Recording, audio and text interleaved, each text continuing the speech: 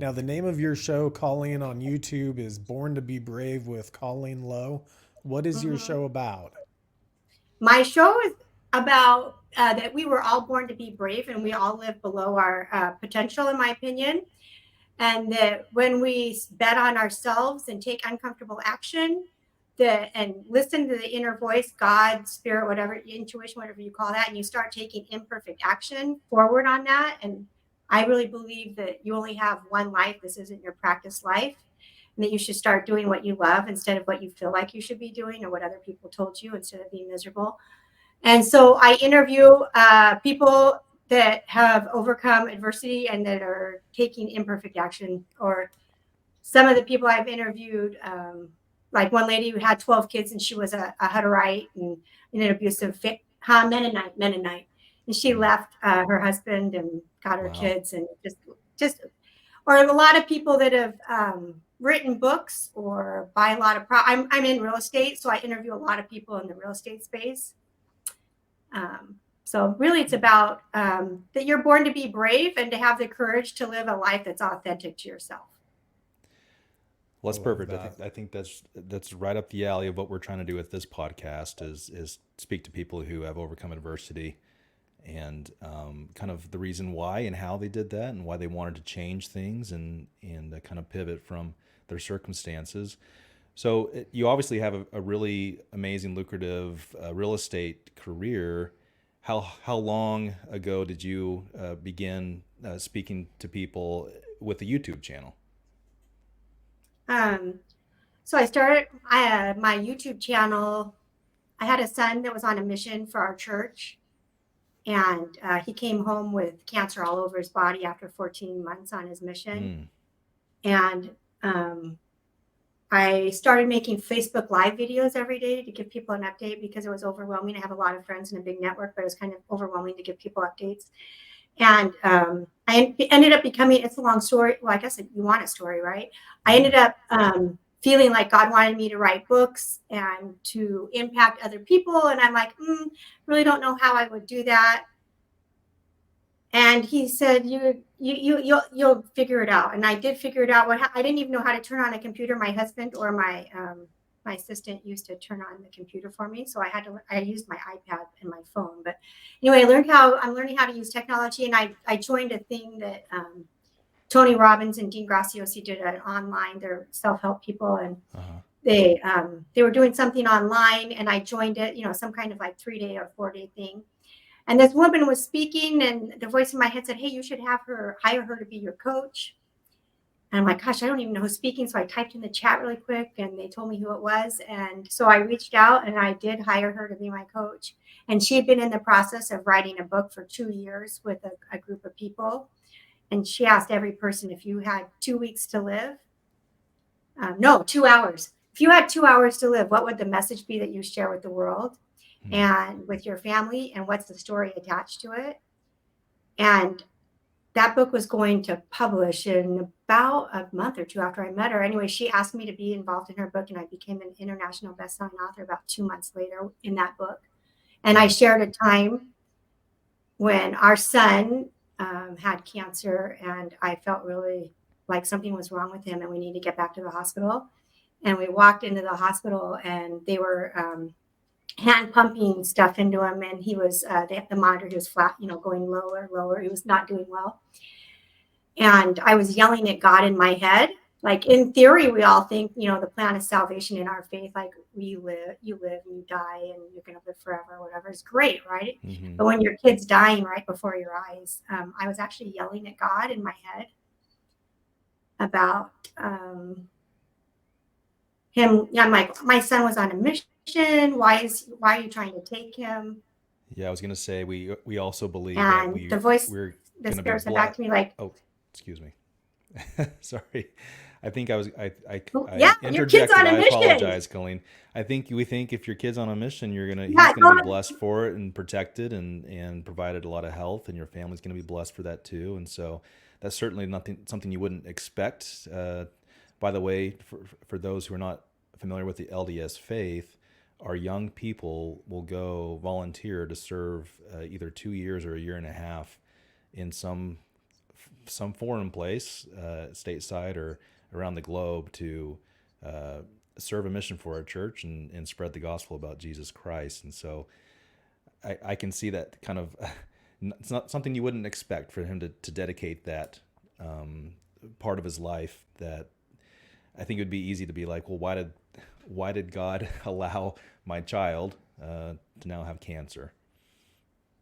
Yeah, and a very aggressive cancer. And I feel like we sometimes ask, when we start asking ourselves, why is this happening?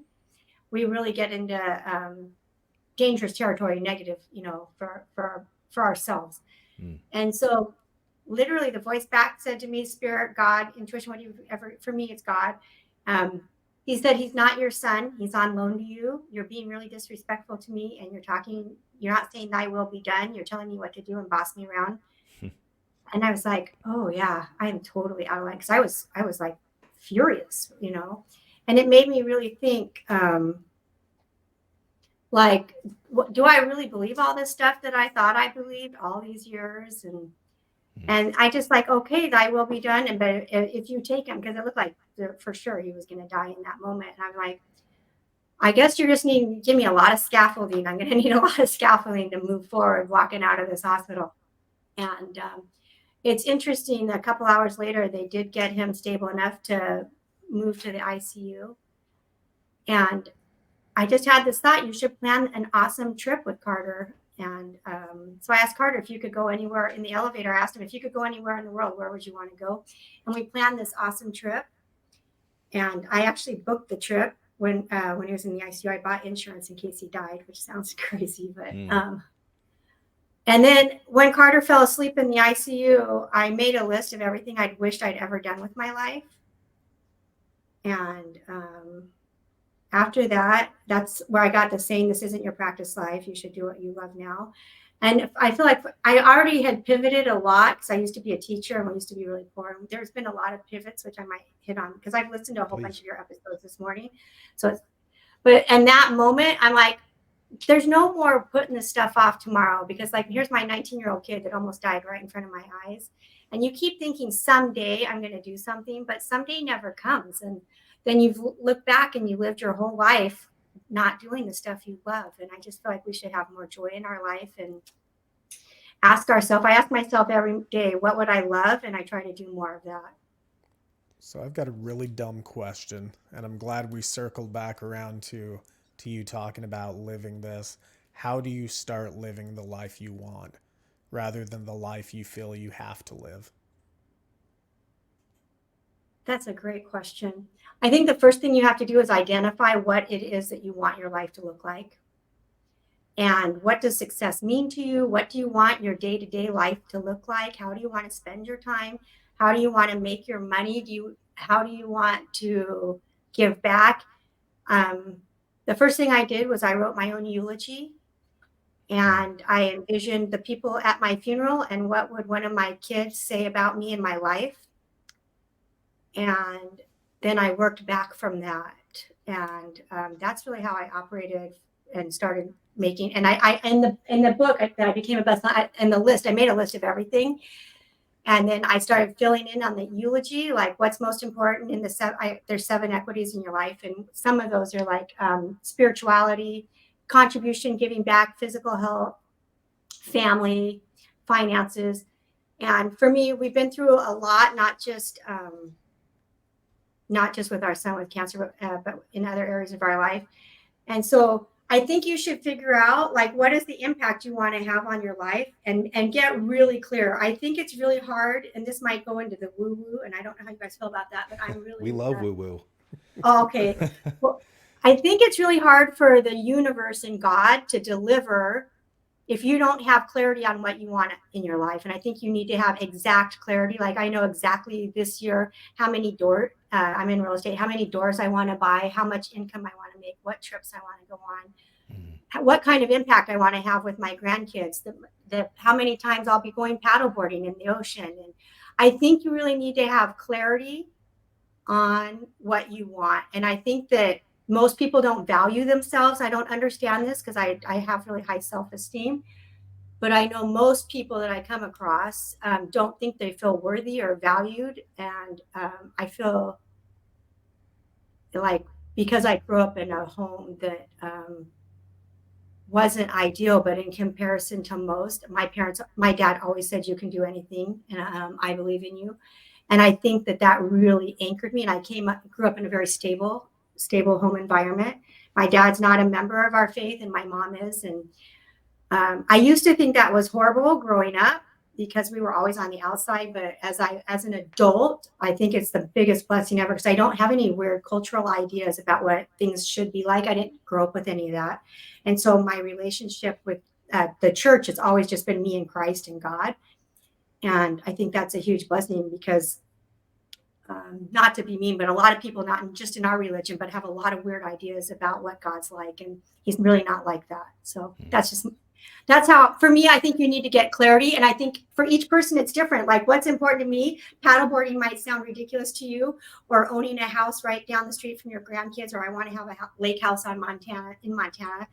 Whatever's important to you. And I want to give back millions of dollars to jail advocacy and to people with kids with cancer. And so I want that to go on after I die, right? And so I want our foundation to be set up to where it makes enough money and has enough money to live beyond me and generationally. Like, even when my kids die, it'll still be giving money to the families, because when you have severe stress in your life and your kids on drugs or alcohol or in jail, and you don't have the financial resources to deal with the mental health issues you need, because most people don't have the financial money, because we don't really care about mental health in America. We say we do, but we really don't. And I think that when families have access and they don't have the money, and there's grants, I mean, there's free, some resource for them to get access to the treatments they need, I think it'll help. So those are the things that are important to me, if that makes sense. I don't know if that answered your question. Yeah. Colleen, how many times do you plan on paddleboarding this year, if I can ask? Well, we're halfway through the year, so we've got probably another 100 times before the end of the year. Nice. Well, I like what you said is, oftentimes I think that we reach out to God, or we say to God, all right, give me the direction, like, tell me what to do, change my life, I'm ready, whatever. But your perspective is we have some responsibility on our own to put together some plans, maybe some identifiable goals, and present those to him and say, this is what I want to do, this is what I desire, these are my goals. Can you help me get there? Can you help me consecrate my time to make it happen? Is that a fair summary of what you're trying to get at as far as people's relationship with God when it comes to wanting to change? Like, if people are in a profession they don't like anymore, or they are in a relationship they don't like anymore, whatever the situation is, oftentimes don't we just say, well, I'm waiting for God to change this for me? Yes, I do think that we need to take, I think you should take extreme ownership for your life, every person, because you're the only person you have control over. And I do think that each person has gifts and talents that are unique to them. And also, I think that when you're thinking about, like, if you're miserable in your job and you hate it, there's lots of options of ways to fix that, right? And I do feel like those reoccurring thoughts that come to you, maybe in the shower or late at night or early in the morning or when you're driving in the car, there's so many ideas that possibly, if you pursued them, could turn into another income stream for you. But I do think that if take inventory on yourself on different things that you could make money at, because I think you should have multiple income streams. I think it's sad that in America we teach everyone to go to school and get a job, because it's just, I think that's bad advice. But I think that if you take these ideas to God and talk to him about it, that you will know that there's a path in front of you that will unfold. You may not know the whole thing, but if you take the next step in that direction, then another thing will open, or you'll I think this is such an important question. Ask God to bring the right people into your life or across your path that can help you and benefit you. And I think that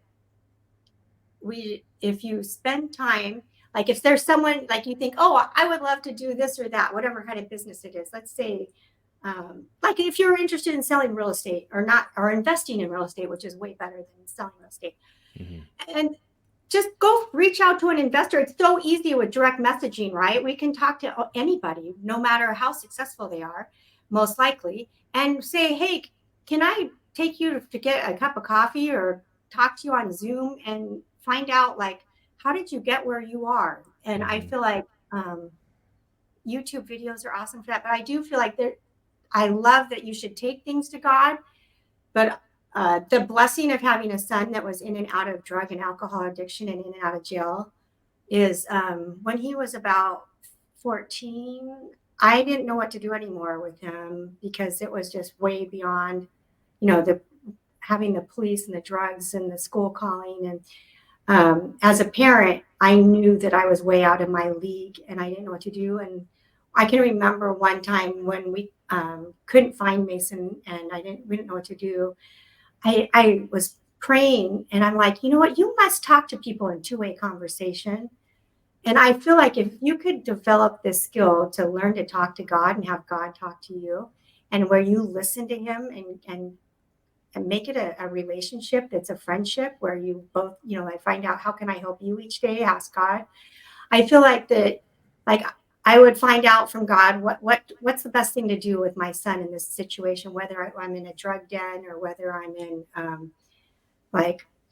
I'm in the jail, or if I'm in court or in school or in his rehab, wherever we were, because we've been through a lot of things. We're in the wilderness, out in the wilderness with him. I think that you can take things to God, but I do believe every person can get to a point with God's spirit, whatever you call it, to where you can have two-way communication. And who's a better partner to partner with you in your business, your relationships, your family, your marriage, whatever it is.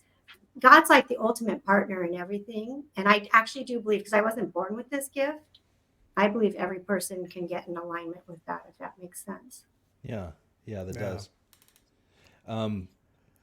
Colleen, I would guess that you often advise people who are looking to change. Can you talk about some of the things that, I guess, hinder people's willingness to change, or their ability to change, or that gives them the what are their obstacles? The oomph. Yeah, what are the kind of the human obstacles oftentimes that get in the way of making significant change, or a change in course?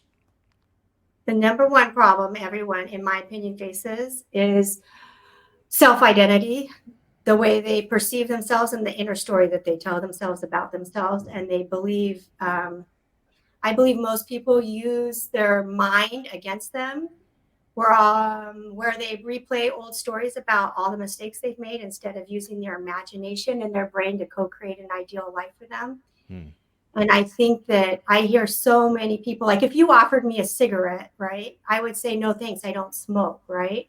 But someone who's trying to quit smoking will say, oh, I'm trying to quit. I don't want to do that. Or, oh, I'm not. It's a different attitude saying, I don't smoke versus, oh, I'm trying to quit.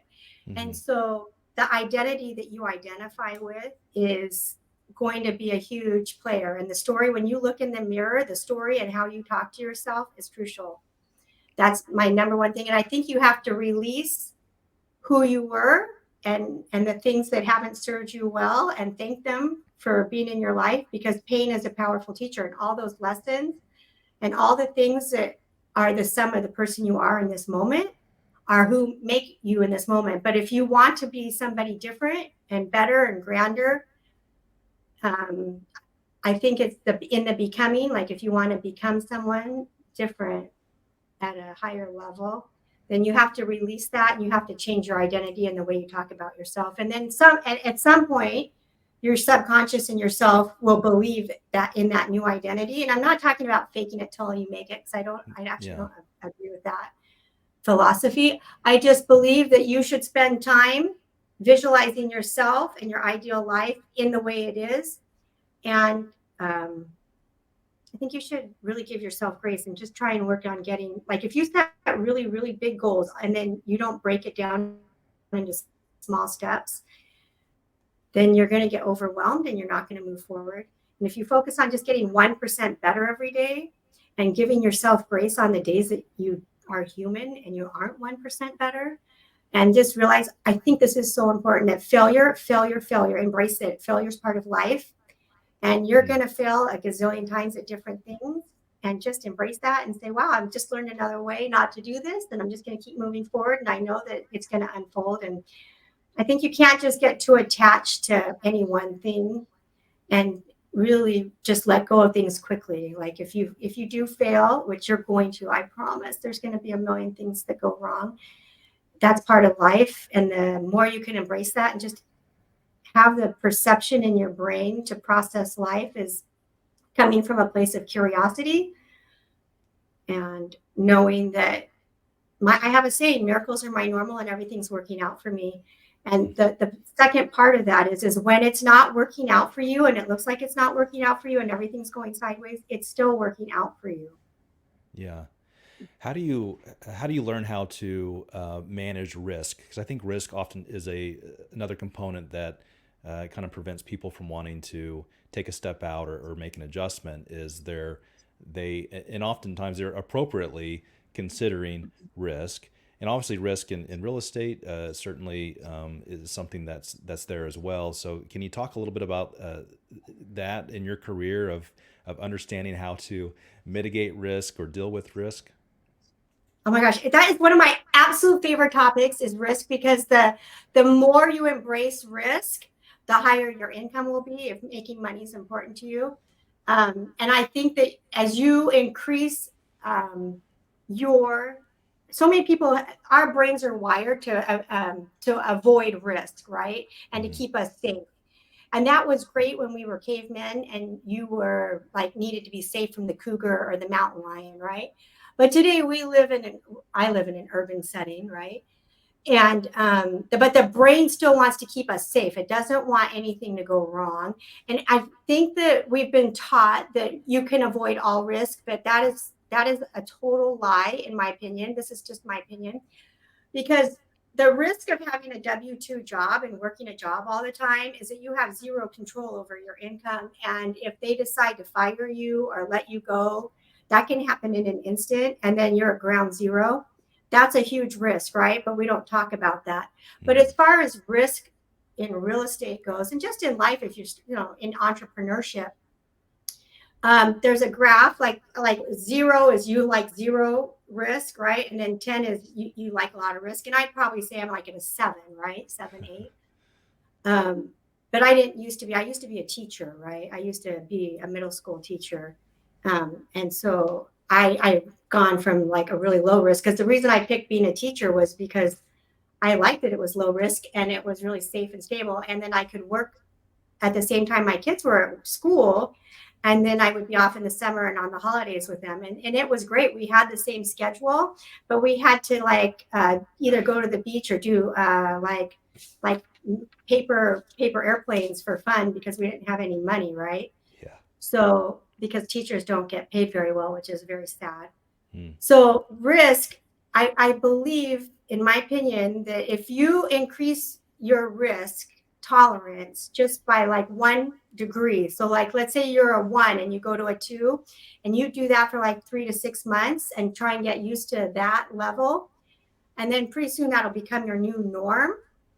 And I think if you go up the scale over time, you become less adverse to risk. But I also think it's really important to do your due diligence and get all the information and put your investigator hat on and learn as much possible about, like in real estate, you should know about the neighborhood and the location and what's going on with interest rates and what's going on with the neighborhood. Is it regentrifying or not regentrifying? At what percentage?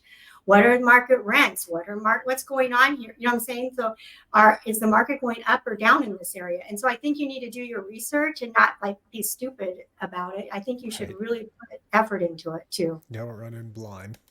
Yeah. I think my wife's on the about a 9.5 on the risk scale, and I'm about a 0.5. And so Yeah. I will work. I'm going to take Colleen's advice and trying to bump up a little, maybe 1 or 2 notches up on the risk scale. Colleen, you're so confident in as you speak, and I know a lot of that's from your personal experience. were you always this way? Were you always this confident as far as, how to, uh, you know, uh, grab onto to life and set goals and make them happen? Or did you have experiences throughout your life where you had to learn some of these things that you are teaching now? I have a very joyful personality that's very sunshiny, I and agree. that I was blessed with. And then I remember my dad and mom uh, worked really hard to make it so we could live a really good life. My dad grew up pretty poor, and he said he would always have a Rolls Royce by the time he was 30. And he did a lot of things to make sure we had a really good life. And I lived in a really nice house in a really nice neighborhood. But some of the things that I really wanted, so we were the only family in the neighborhood who we had a push mower, like push, not gas, and a push edger. And then also we had a pool, but we didn't have a pool person. And my sister and I were the pool people and the yard gardeners, and then we were the house cleaners and the weeders, and then we would do the cars every weekend and detail. But everyone else had people, right, that did it, service people. And I remember I would beg my dad for Schemendefers and Levi's, real clothes. And there was a store called Sodi's, which I think you guys are in Texas. I don't think you had Yeah. Sodi's there, but in California, it was a very cheap, awful store. It was like, well, it's way before Target, but it's like Fedco and Gemco, but you didn't have those. But anyway, no, to like it was, huh? No, don't say that either. My husband's right here. Don't say that. Yeah, don't say that. Because it might upset people. We don't edit our show, so whatever's on there, happens. Yeah, right. Yeah. What happens on the show stays on the show. Not really. That goes out to the world, and the 33 Anyway. people that watch this will hear it. So go ahead. Anyway, I really wanted cute clothes, which of course every teenager does, right? And at our house, you work for free. Like I didn't get an allowance, right? Right. And even though I was the kid that got dropped off at school in the Silver Cloud too, like we worked. And it's interesting. So I would babysit for all the neighborhood kids. I mean, families, And one lady across the street, I'm still friends with her. Is that crazy? And friends with her kids.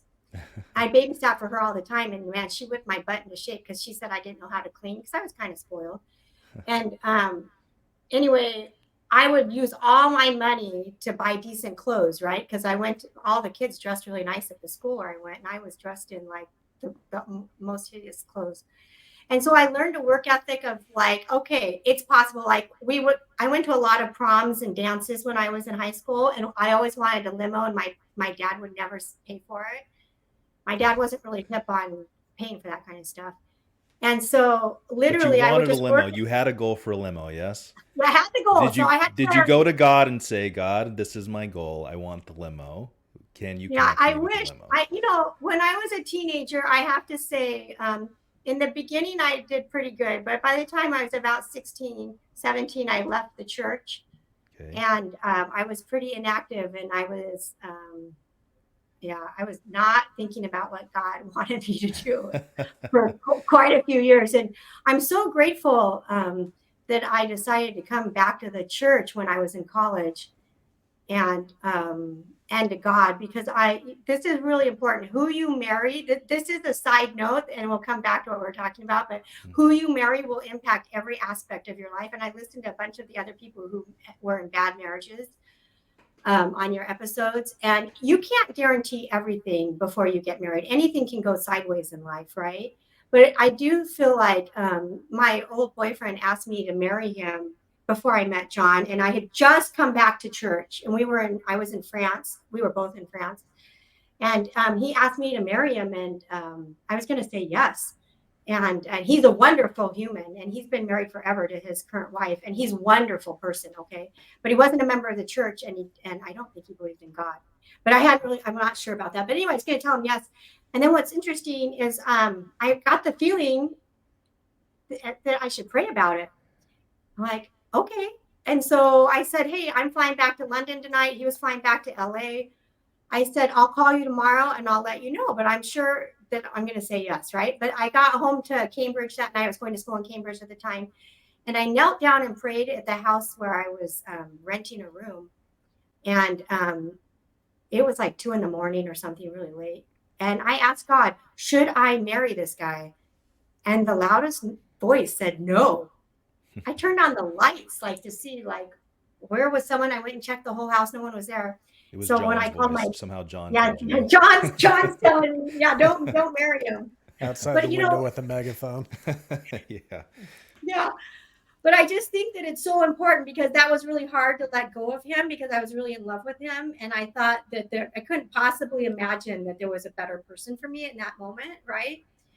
And, but I did trust God enough to say no. And it's amazing that later I met John and that our lives together, we have been through a lot. I would say like hell, right? Mm-hmm. A lot of hell. Like when you have a kid that's on drugs and alcohol, it's very, there's a lot of turbulence. And I like that we have the same faith and that we've also had severe financial problems long time ago and survived that. And because when the market crashed back in the early 90s, John had 1 million employees. And anyway, it really impacted our lives negatively. And I just realized that having someone that shares the same faith as you and has the same values as you to enjoy the paddleboarding and the difficulty of life, it's just a really nice thing. And so if you're thinking about marrying someone, I would just make sure they're a good fit for you. And that doesn't mean they can't screw up later and you might screw up later or whatever. But I'm just saying it impacts you. But back to my personality. I think that when you keep your promises to yourself, you build self-confidence. And you gain more confidence to take on bigger projects. And so I went from doing like limos, for in high school and different things and trips. And then I wanted to go on some trips that my family wouldn't pay for. And so things like that. And I wanted a really fun car. And my dad gave me a Maverick, burnt orange Maverick, which I don't know if you know what that is, but so I paid for my own car, which, helped give me confidence because I drove the Maverick for a short time. It was just awful. I'm trying to envision the Maverick because I've heard of the Maverick. We'll look it up later. But I'm assuming it's not a cute car. Oh my gosh. Well, my dad. Burnt orange car is cute. Burnt orange is a cool color. It's cool. It's not cute though. Oh, I remember when my dad told me, he goes, "You're not going to believe it. I got you the greatest deal on a car. I got it for $500. I got it my work. It's only got a couple thousand miles on it. It's like the 1971 or something like that." I'm like, wow, it sounds awesome. Nice.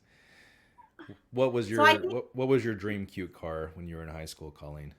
I bought myself a Nissan 200SX. Oh, nice. Okay. Yeah, a brand new one. And I had an MG convertible, a blue MG convertible with brown leather seats. Wow, that's incredible. That's really cool. That was fun. Cool. Well, I know we're kind of bouncing around a little bit, and I apologize, but I'm interested in Carter. Did going back to his cancer situation and things like that, what was the next phase of that story with Carter? Where is he now, and what things were gleaned, I guess, from that experience? Yeah, so Carter, I'm telling you, just miracle after miracle happened with Carter. Carter did not respond well to treatment for a long time.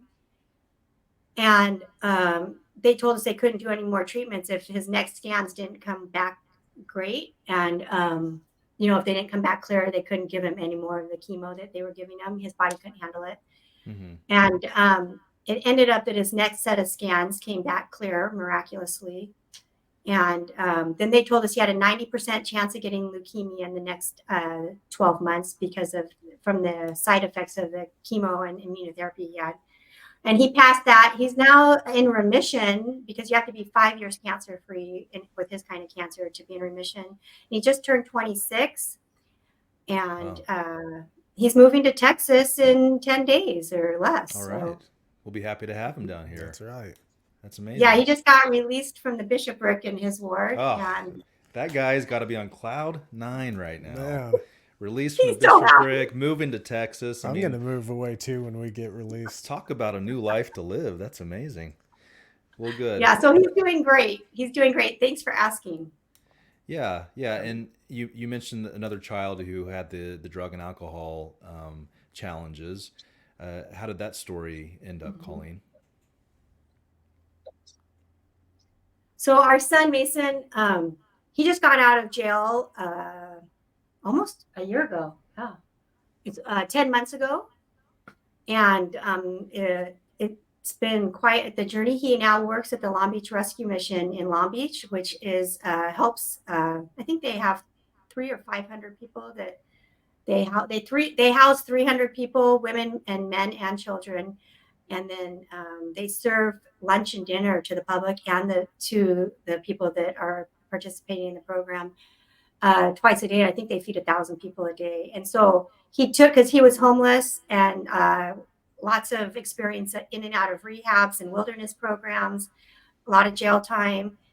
And he just got out of jail last July, and he went and started volunteering at the mission, and then they hired him. He's the facilities manager there, and they have 4 buildings there, and he runs all the facilities and people under him. And he did their program. He lived at the Long Beach Rescue Mission and did their program 2 years ago. And then he loved it there so much that he went and volunteered there, and then they hired him. That's So, amazing. Well, So I have a question about him, mhm, and I don't, Colleen. I'm just gonna go for it with the question. I don't want it to be a slap in the face. I mhm. with someone as amazing as you, your bubbly personality, your amazing outlook on you can create whatever you want out of your life. How does your child not go that way?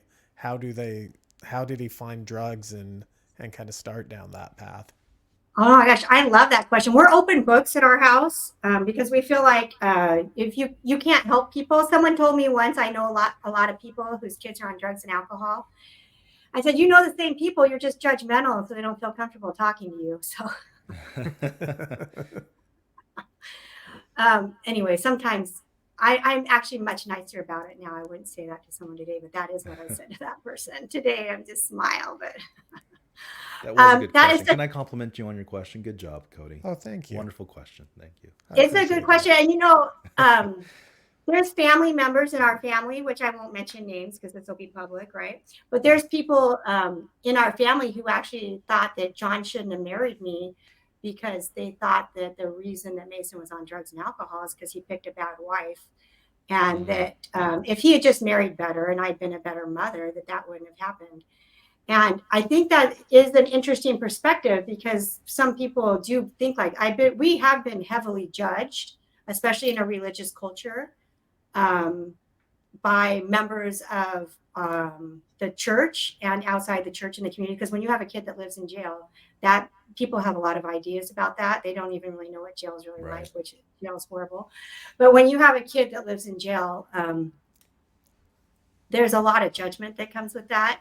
And the bottom line is there's 2 things. One, if I had it all over to do again, all over, like if I was starting all over as a parent, um, I would definitely not put my kids in public school. That's just my opinion. We ended up putting all our kids in private school and spending almost $100,000 a year on tuition after Mason ended up on drugs. That's another story. But I do think your friends really influence you, and that 2 things. Some people get easy kids and some people have hard kids, like personality wise, whether they do drugs or not, or whatever it is on the spectrum of personalities and being obedient and not obedient. So I think every spirit that comes to earth has their own personality that they've had for millennia of time before Hmm. and after. And so we all sign up for different kinds of kids. And then the other thing is God gives all of us agency, Hmm. which if you're not part of our church, agency just means the ability to choose. Like God's not going to force you to do anything. And I think it's funny that one time my father-in-law told me that I needed to force Mason to go on a mission because he's the oldest grandson. And I said, can you walk me through that step by step? Like, do I take the shotgun to the stake president's office for the first interview? And then do I go to the MTC with them and to like, Yes. where do I stop with the shotgun attached to his head? Like, can you walk Right. me through that step by step? Yeah. And so agency is like really important. And I do think that Mason got involved with a girl in ninth grade and a bunch of kids that were involved with drugs and alcohol.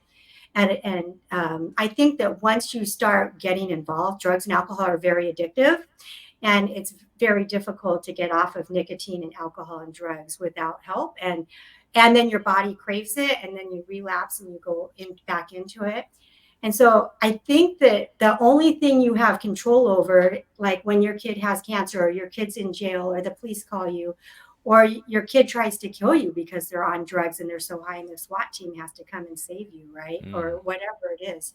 In those moments, there's only one thing you have control over. And this is important in every aspect of your life.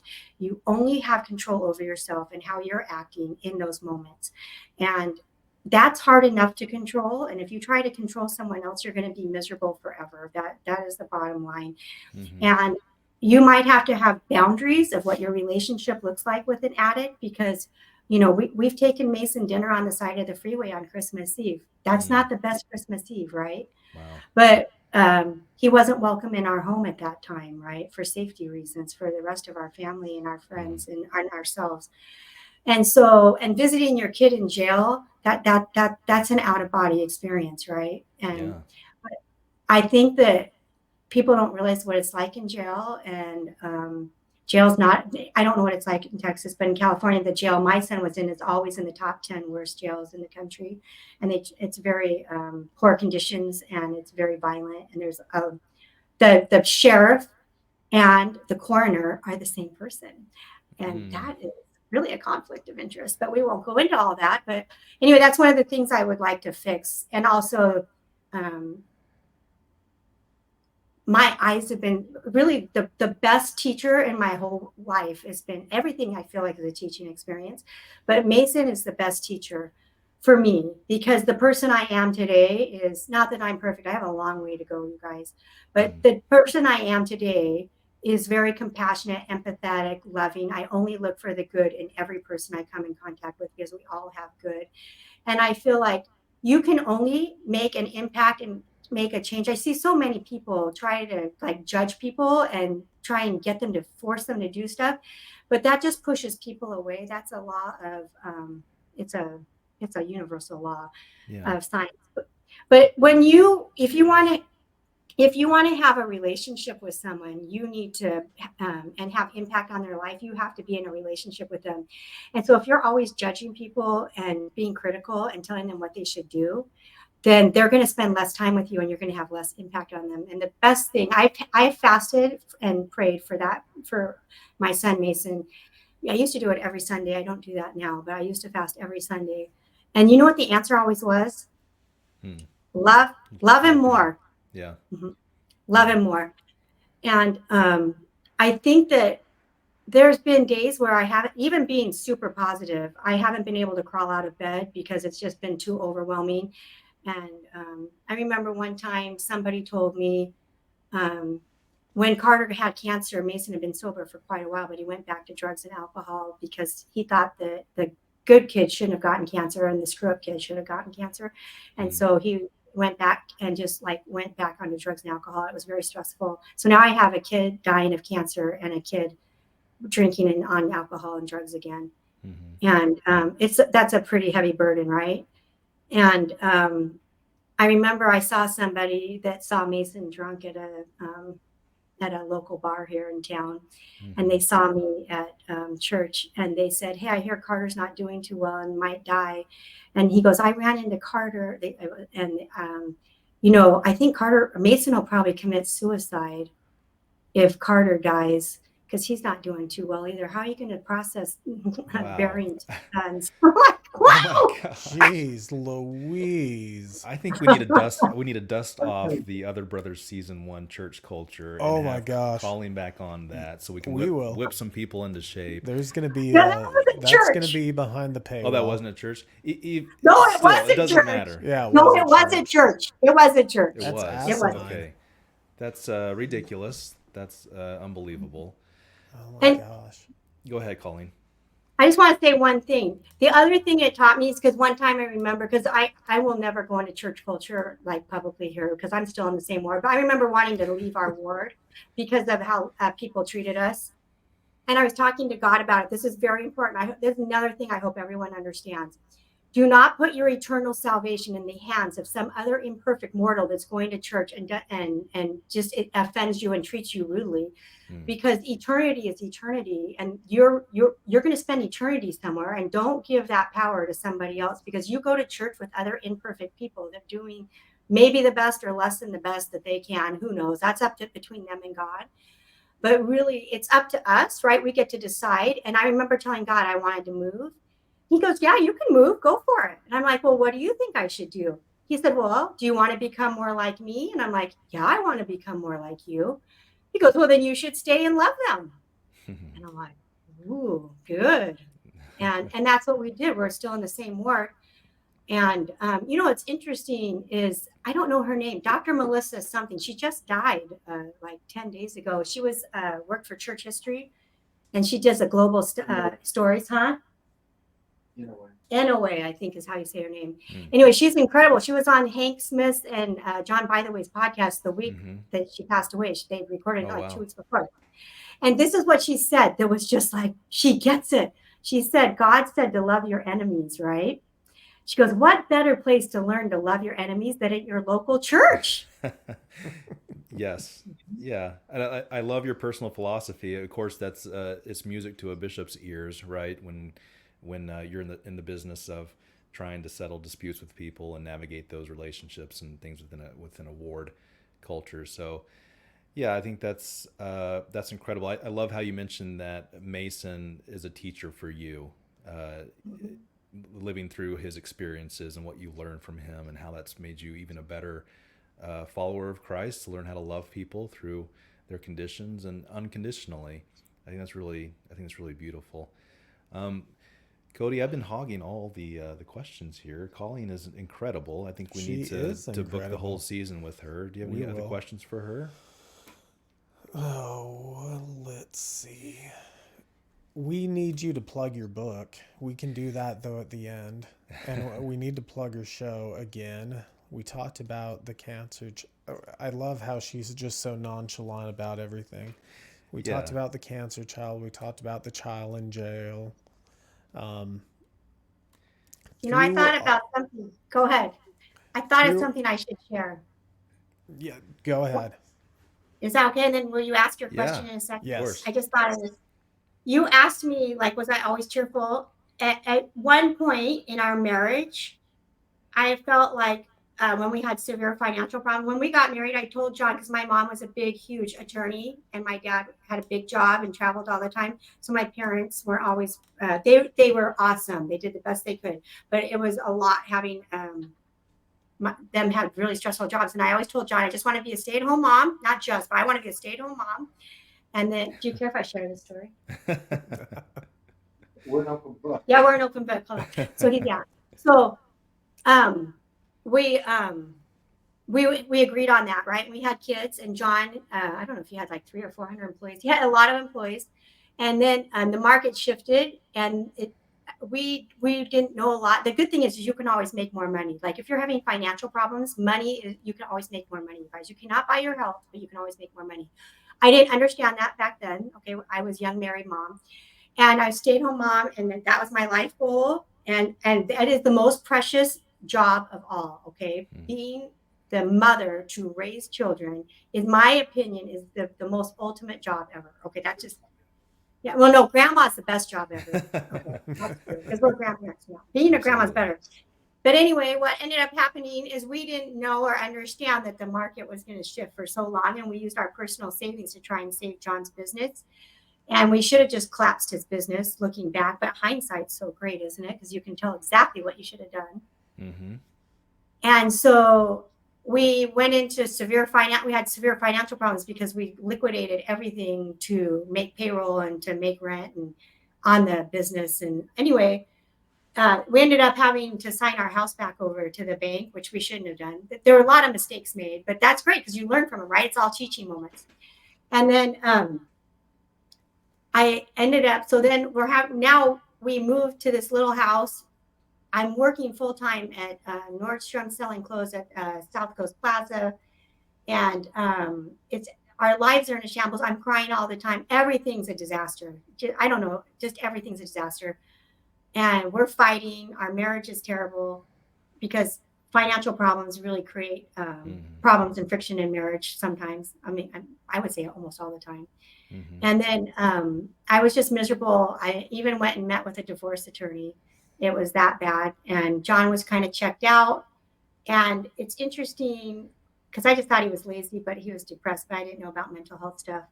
And I remember having a dream, and I would cry all the time. So I was not cheerful and happy during this period of my life.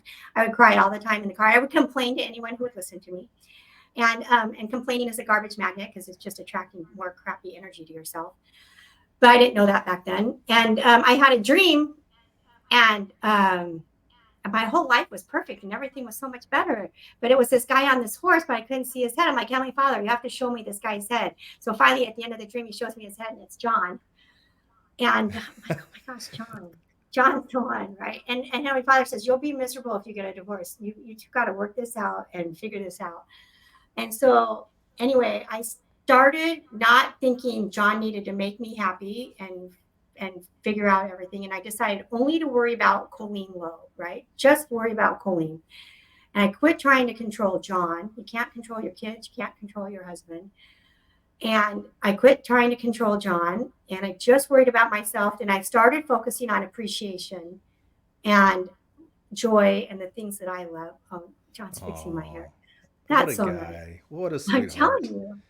Yeah, he's a good one. So I started really just focusing on appreciation and joy, and everything did get better over time, right?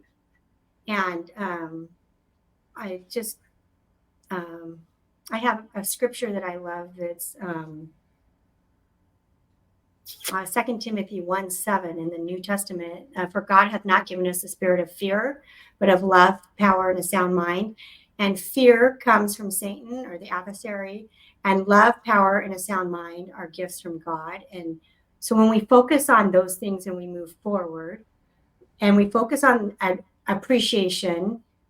Somebody just said in a conference talk, oh, I'm in the Inkling study group with Emily Bell Freeman, and 2 weeks ago, the conference talk, it was on appreciation or gratitude. Oh, Elder Holland talked about when you have gratitude, it's joy doubled. Hmm. And it's interesting that when we start focusing on the good and going in a good direction, that it just really helps us. And so I do think that there's seasons in our life.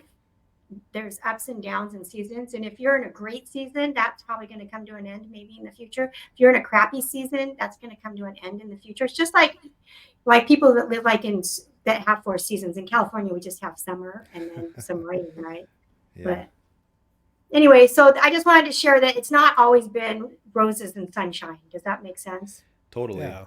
Totally. And I think it sounds like through your experiences, you at some point decided that you have the kind of the power, the autonomy, or the agency to approach this challenge or a situation in one way or the other, and you can try to continue to find joy and only control the things you can control, and then have kind of the hope and dispel the fear. And so it sounds to me that you're naturally just amazing. I know you are. Just getting to know you for an hour, you have a lot of these natural talents that are easy for you to express. But it seems to me that that's something that's kind of your battle tested with these situations, and you've learned and decided through those experiences to make a choice to find the best in the situation, to not allow fear dictate your feelings, to navigate those things. And what's interesting that you brought up gratitude and how gratitude can be so powerful, especially when you're in a situation where it might be more challenging to be grateful, right? When things aren't going your way and you're having challenges, and maybe financially or in your relationships, or depression starts to creep in. That's one piece of advice that has been shared with me, and that I've moved forward sharing with other people in their situations, is to give gratitude a chance and a try, and to see how that feels, and that can completely, if you allow it, change your perspective. And I think that's really cool that you've employed that in your life, and there's no doubt that you also advise people with that as well. Colleen, are these stories and situations, are these things that you've included in your book or your upcoming book? Are these things that you share when you are guest speaking? Where can people find more of your story, Colleen, and the advice, your life lessons that you can share? Yeah, so the book I have coming out is called Ask No More. And that book is about how to empower women to not work until they die. Because most women have sacrificed everything for their families, or they have lived below the poverty limit. Not everyone, but a lot. And I don't want them to work until they die or to be a burden to their family when they're older. And so that book focuses on teaching women to invest in real estate and to take control of their financial future. And I remember a year ago, I thought the book was done, and I went to bed, and God told me, your book is great, but it's not done, because you only know how to teach women how to buy real estate with a lot of money, or have 20% down and good income credit and all that. He goes, you need to learn how to buy houses with no money. I'm like, oh, okay, well, how do you do that? And he said, there's a guy named Pace Morby, and anyway, he does creative finance. And he says, I thought he was a quack, not a quack, but like Sure. a scammer. Yeah. I met him in Vegas at a real estate investing conference, and I'm like, hey, that guy's so nice, but that's got to be illegal what he does. Anyway, it's not illegal. Like, I do it now, right? But anyway, so I'm like, okay, so I joined his community, and John and I just bought our first house with no credit check, no bank check, no employment check, in Texas, and we bought an apartment building in Tucson, no credit check, no bank check, no all that stuff. Creative finance, where you buy it from the seller directly without a bank. And so I wanted to learn how to do that first. So I have to add those 2 chapters in about how we did the apartment, and how we did how the house was done. And I was just interviewed on Pace's channel about how we got our first deal in Texas, the creative finance one there.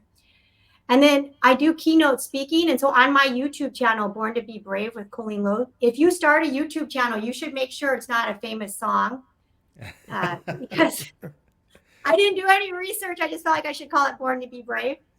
And there's a famous song, so you have to put Colleen Low in there too. Otherwise, I won't pop up. It's all these covers of Born to Be Brave.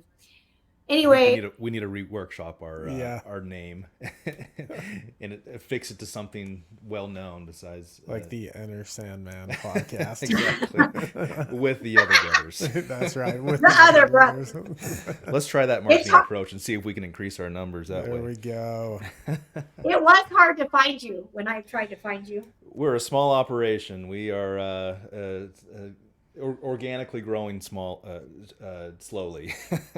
Yes. Until one day it'll mushroom, right? And the cool thing is if nothing else, there's one person you might help. That's why I started my YouTube channel. Maybe there's one person.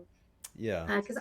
Right, that you'll impact. And now a total stranger messaged me, because I also felt prompted. So Born to Be Brave, I interviewed brave people.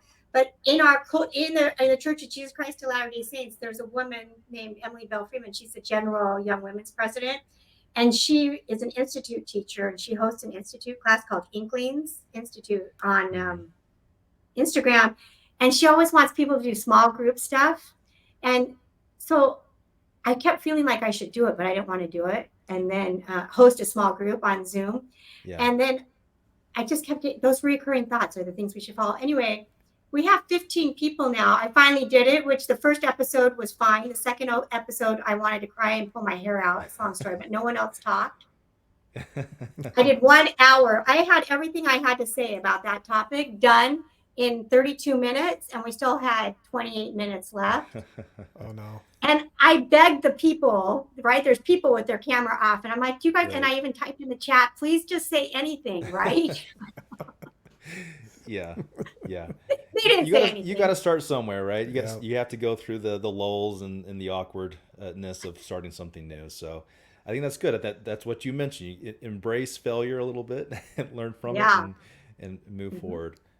Yeah. I Well, So love that's where I'm at. And then what else? People can find me on Instagram, Colleen Low underscore. And then I'm in this chapter book. It's so good. It's called When Love Speaks by Maya Kromaroda. And the story of Carter almost dying and me writing that, yeah, writing my list of stuff to do is in here. And well, that's great. I think that's pretty much where to find me is my YouTube channel is and Instagram, and I Well, do Facebook too. yeah, I'm not very good. surprised at all that you've had some success in the world of broadcasting and social media. Your personality is so infectious. I think that's really you're really keen to do that, and you know, knowing how probably busy you are and the things that are on your plate, it means a lot that you would take some time out of your Sunday afternoon to talk to a couple knuckleheads down here in Texas who are doing their best to start something. And we really, you nailed it. If one person watches this and we can give them um, some modicum of hope or a glance Put a of smile change, on their face for the day. yeah, then I think it's worth it. Can you, Colleen, if there is somebody watching that we can make a effective change or increase their ability to make a change and have some hope, what advice, I guess, would you give them if they're up against kind of a fork in the road of taking a left or a right?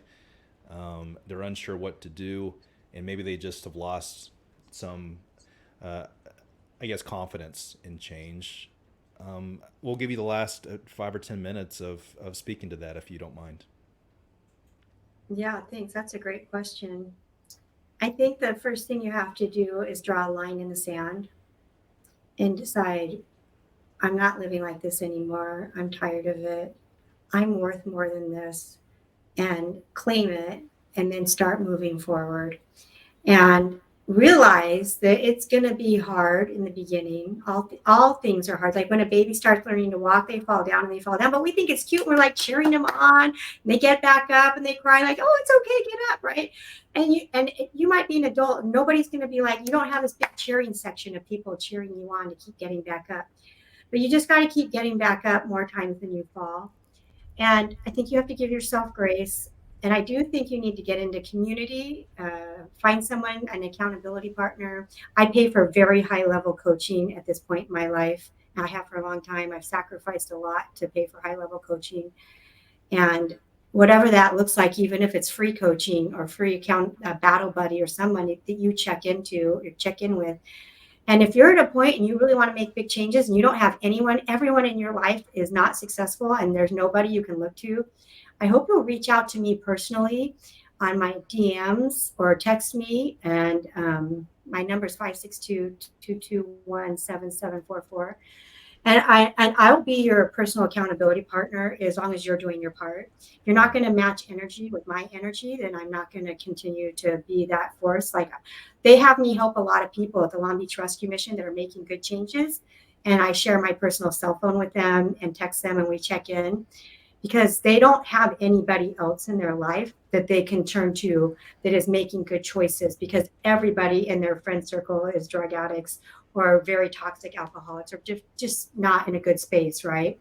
And so Pastor Tori will reach out to me and say, "Hey, Colleen, can you be a friend to this person?" And I take that seriously. And I have even a kid staying at my house right now, in our house right now, that is has experiencing some temporary homelessness.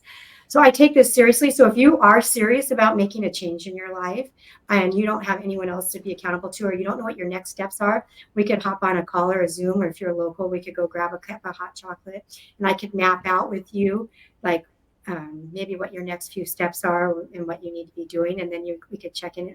Or I might even be the person to help you connect. And I love connecting people together. And maybe maybe I'm not the exact person for what you want to do, but maybe I know someone, because I have a huge network of people. I travel a lot and I go to a lot of conventions. And so maybe I know someone I can connect you with that might be good at what you're interested in doing, that you could use as a resource. And I do believe in God. I believe that with God, all things are possible. And I do believe we limit him in our lives. And that when you start accessing through prayer and reading your scriptures and reading positive things, that I really do believe anything is possible, because I'm actually just a normal person. And I feel like I've accomplished great things. And I sometimes pinch myself when I'm in the rooms I'm in and the people I hang out with, because it is pretty incredible that I hang out with even like the top 0.%, like top, not 1%, but even smaller percentage than that sometimes. And they're my friends. I have cell phone numbers for some of these people. And I've become very good friends with my like publisher and Pace, who helps me. And I'm just a real person that kept taking imperfect action and in the face of extreme adversity. And I think that's why people admired me, is because even when things are stacked up against me, I keep moving forward. And we all have that ability in us. So we just have to reach in and start trusting ourselves. I think when you bet on yourself more often, that confidence builds up and you feel better about yourself. And when we keep our promises to ourselves, we feel better. But we're also human and having a human experience here on this earth. And you're gonna make mistakes. I make millions of mistakes every day. And you just have to give yourself grace and move forward. But I think that I have an allotment for complaining, because I give myself 5 minutes. I put a timer on and I complain and have a pity party, and then I get rid of the pity. And my kids don't like that very much, because I kind of do the same thing to them. I'm like, okay, like, are we done? Like, I want to listen and be a good listener, but also at some point we have to, and you don't want to be like, I think having a good cry is important. I think getting it out is important, journaling. I think that's all good, because if you push everything down and keep your emotions and have fake happiness, you're going to create dis-ease in your body and have problems. So it's really important to get it out, but you can't make a camp out city there, right? Yeah. Yeah. All Anyway, right, that's Cody, kind of my put me on a advice. 5-minute timer next time, Cody. We'll try Amen. it. Well, that was beautifully said, Colleen. Thank you so much again for your time and for your energy and your light and the advice that you've been able to provide. You've been great. Thank you so much. Yeah, and best continued success to your businesses and to your ministering and to your family. Best to Carter and Mason and we like John. We saw John's arm for a minute there. We Right saw here. him at the Here's beginning. John. But John's Hi guys. awesome. hey, John, keep Where him are you guys in around. Texas? We're close to Fort Worth, outside of Fort Worth, Texas. So if you ever make it down here, we'll have to show you around or get together or say Yeah, Smoke hello. up we some just, barbecue What for you. city? what Yeah. city in Fort Worth? You're near there? John's sister lives in Salina. Which is Salina, north of Salina? Dallas. We have friends in Keller. Oh yeah, Okay. Keller. We're very close to Keller. Yeah, that's just Mhm. about a 20-minute drive to Keller. Yeah, that's great. And you have a, is it your son that's down here in Texas? I know you already mentioned that. And Our daughter your lives in grandkids? Manor. Yeah, our daughter Okay. lives in Manor with her husband and 2 kids. And then we bought a house in Manor. Yeah. And our son's moving there. Our Carter's moving to Texas in 2 weeks, less than 2 weeks, like in What 8 days. what part of Texas is he moving to? Manor. Manor. Okay. Same, Yeah. same neighborhood as our daughter. That's amazing. Awesome. He's single, if anyone knows anyone. He's awesome. He's a great kid. How did the ladies find Carter? Can they find him on On the the gram. Instagram? Yeah, he's on it's called Fireball People. Oh. I don't know why. That's a new one I haven't Fireball heard of. People. Yeah, on Instagram. And then he's a really good dancer, and he's really good with his money. Like, he bought a house in Texas. He's young, and yeah, he's a good kid. So All right, but look Very up good. look up Carter. Yeah, I think it's so gracious of you to, knowing the viewership that you have and the things that you're involved in to just take some time again with us. I know I said it before, but I'm very genuine and just appreciation of doing that. And you're exactly the type of person we want to talk to, people who've had experiences and change and that, uh, bumping up against adversity and figuring out how and why and when and what to do with that. So that's the whole premise of the show, and you were perfect. You were perfect a guest to speak to. So thank you so much. Oh, it's my honor and pleasure. Thanks so much, you guys. Thanks for doing this. It takes a lot of guts. It's a lot of extra work and time, we know. So you guys are awesome Yep. to do this. And I do know that somebody, the first person, I just got a message about 4 to 6 months ago, I don't know how long ago, from a total stranger from somewhere in the world. There was just like, thank you so much. You totally impacted my life. I mean, I had no Yeah. idea, and they're just so grateful for, because we share like we share our real lives, and we Yeah. don't really hold too much back. And I just know that we're all connected to each other, and if we can just help each other, and I really feel like just love each other and help each other, because these are turbulent times we live in, and Yeah. let's all get back to heaven together, and let's have fun, right? Yeah. Like Cody mentioned, our kind of our mantra is just to put some good out into the world. There's enough heartache and heartburn and destruction and sadness out into the world. So this is just our little bit of way of putting something out there. So yeah, we if it's just the one person, I think we're okay with that. But this gives us a platform to speak to amazing people like you. We would have never known who you were if we didn't do this. So that makes it worth it for sure. So thank you, Colleen, and thank you, John, and holler at us if there's anything we can do down in Texas for you. Thanks. I might have you guys on my show if you'll do it. Oh, of course, that would You be bet. great. That would be excellent. Absolutely. Sounds good.